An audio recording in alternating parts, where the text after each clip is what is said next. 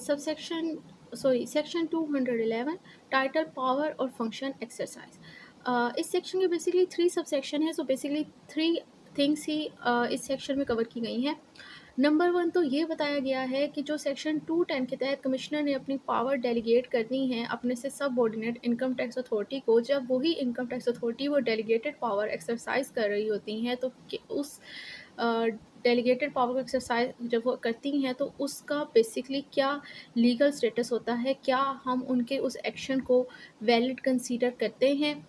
ये बात एक तो इस सेक्शन के अंदर डिस्कस की गई है। सेकेंडली इसमें ये डिस्कस किया गया है कि अगर उसने उनको अपनी पावर डेलीगेट कर दी है कमिश्नर ने और अपने से below subordinate income tax authority को, तो क्या वो खुद डेलीगेट करने के बाद अपनी जो पावर उसने डेलीगेट की है वो एक्सरसाइज कर नहीं कर सकता या कर सकता है। ये चीज़ इस सेक्शन में कवर की गई है। लास्टली अंडर दिस सेक्शन ये कवर किया गया है कि जो बोर्ड है और जो भी इनकम टैक्स अथॉरिटी हैं इस ऑर्डिनेंस के तहत, वो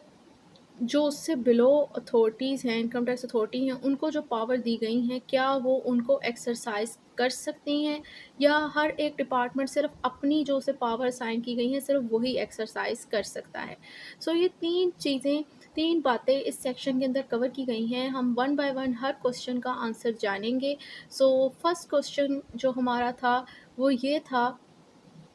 कि जब कमिश्नर ने अपनी पावर डेलीगेट कर दी अपने से सबऑर्डिनेट इनकम टैक्स अथॉरिटी को और वो पावर एक्सरसाइज करती हैं, तो उस पावर का क्या स्टेटस होता है, क्या वो वैलिड मानी जाती हैं या नहीं। तो इसका आंसर येस है कि वो वैलिड ही मानी जाती हैं और सबसेक्शन 1 ऑफ दैट सेक्शन इससे डील करता है। सो वर्ड बाय वाइज देखते हैं कि सबसेक्शन 1 क्या कहता है। सो सबसेक्शन 1 कहता है कि जब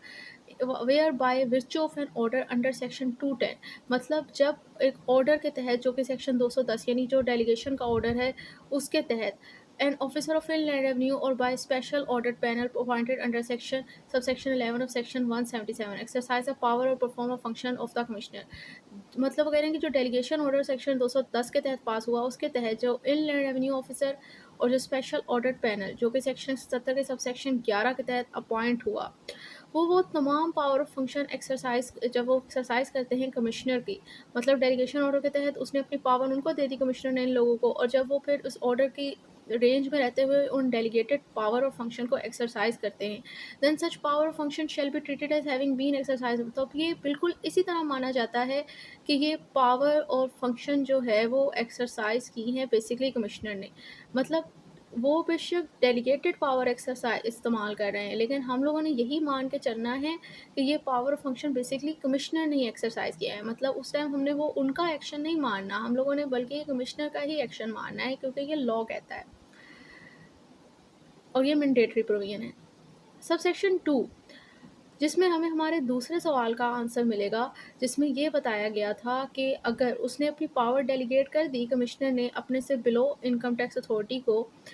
अपनी, कि अब आप ये एक्सरसाइज करो ऑन माय बिहाफ, तो क्या अब वो खुद अपनी वो पावर एक्सरसाइज नहीं कर सकता, उस पर बार लग जाती है या वो कर सकता है। तो उसका सिंपल आंसर है कि वो खुद एक्सरसाइज कर सकता है, इस पर कोई बार नहीं लग जाती। सो वर्ड वाइज देखते हैं तो कहते हैं the exercise of a power और the performance of a function of the commissioner by an officer of inland revenue shall not prevent the exercise of the power और the performance of the function by the commissioner. So वो कह रहे हैं कि जो कोई power की एक्सरसाइजमेंट या कोई फंक्शन अगर परफॉर्म कर रहा है कमिश्नर का, कोई इनलैंड रेवेन्यू ऑफिसर, तो उसकी पावर की एक्सरसाइजमेंट और performance of a function prevent नहीं करता उसी सेम पावर और उस फंक्शन को परफॉर्म करने से कमिश्नर को। क्योंकि एक तरह से देखा जाए तो ओरिजिन तो उस पावर का और उस फंक्शन का कमिश्नर की तरफ से ही आया ना, उसको दायरा इख्तियार तो उसी ने दिए थे। अगर उसने अपने इख्तियारात उसको ट्रांसफ़र कर दिए हैं तो इसका मतलब ये हरगिज़ नहीं है कि उसके अपने इख्तियारात ख़त्म हो गए हैं। इख्तियारात बेसिकली अभी तक उसके अपने पास ही हैं। इससे मुझे याद आया कि हम लोगों ने इंग्लिश यूरिस्प्रूडेंस में एक कॉन्सेप्ट पढ़ा हुआ है, कंस्ट्रक्टिव डिलीवरी, और बेसिकली आपने में भी कॉन्ट्रैक्ट एक्ट में भी ये चीज़ पढ़ी होगी। तो कंस्ट्रक्टिव डिलीवरी की जब हम बात करते थे तो उसमें यही होता था कि जो एक्चुअल ओनर होता था वो अपनी प्रॉपर्टी का सिर्फ़ और सिर्फ कॉर्पस पोसेसर के हवाले करता था, उसके राइट उसके अपने पास ही होते थे। सेम लाइक दैट यहाँ पर भी यही है कि उसने सिर्फ अपनी इनको इख्तियार एक्सरसाइज करने के लिए बस पावर डेलीगेट की है। एक्चुअल पावर का जो ओरिजिन है वो कमिश्नर के पास ही है, तो उसकी डेलीगेशन हर किसी मतलब नहीं है कि अब वो खुद वो पावर और खुद वो फंक्शन वो कमिश्नर एक्सरसाइज नहीं कर सकता, वो एक्सरसाइज कर सकता है, उस पर किसी किस्म की भी बात नहीं है। सबसेक्शन 3 हमारे पास जो हमारा लास्ट क्वेश्चन है वो ये था कि जो एफपीआर है और एफपीआर के एफपीआर और इसके अलावा जो दूसरी रेलेवेंट इनकम टैक्स अथॉरिटी हैं अंडर दिस ऑर्डिनेंस, वो उनसे बिलो जो इनकम टैक्स अथॉरिटी के पास जो पावर है, क्या वो उनको एक्सरसाइज कर सकते हैं, या हर बंदा हर अथॉरिटी सिर्फ अपने पास जो पावर है वही एक्सरसाइज कर सकती है। तो सबसेक्शन 3 का आंसर है कि बोर्ड और एफपीआर और एफपीआर के अप्रूवल के साथ,